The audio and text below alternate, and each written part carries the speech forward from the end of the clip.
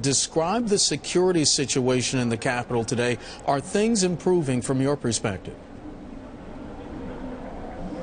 Yeah, it's been pretty calm here today in the city centre. There's a lot of militia still around that can look a little threatening, but to be honest, despite the huge numbers, it's not such of a problem.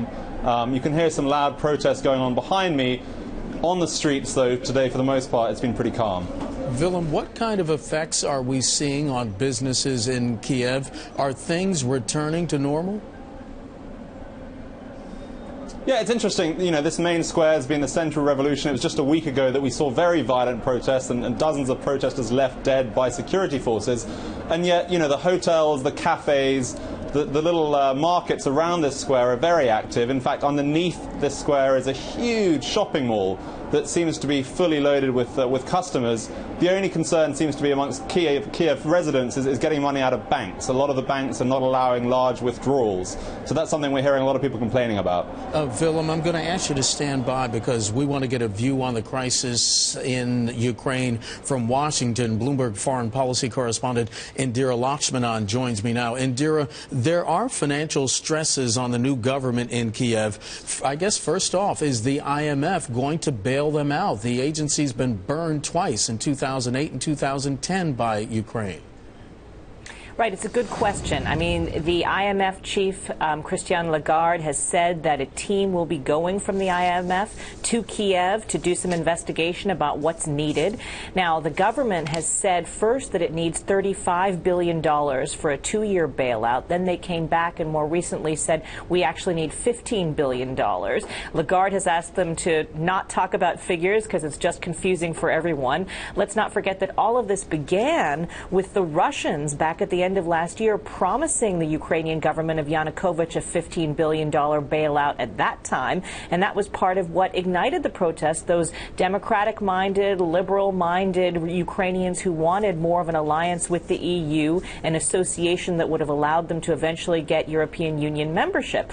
So I think at this point the IMF is going to have to look at the history. As you say, twice since 2008, they've had to stop loans to Ukraine because the two Ukrainian governments, Yanukovych and Timoshenko before him, were unable to keep their promises. What I think is interesting is that the current acting prime minister has said that essentially he's willing to do the austerity, he's willing to cut the gas subsidies and really, you know, buckle down with austerity, which he admits would be political kamikaze.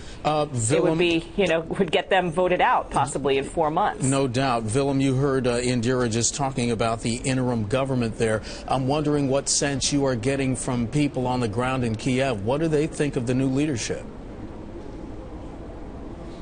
Well, I think, you know, she just mentioned there the idea that this is a kamikaze mission. People are hoping, the ones I've spoken to at least, that this is going to be a government of national unity. I heard some young people talking today about the fact that older politicians here, the entire generation of them, should be banned from politics. They even have a term for it, lustration. But I think that realistically they are going to require their politicians to work together, and especially work, as Indira mentioned, with the IMF. Indira, speaking of working together, what about economic support from Russia? Moscow believes that Viktor Yanukovych is the duly elected president of Ukraine. Will Vladimir Putin be willing to extend support to a government that he really doesn't believe is legitimate?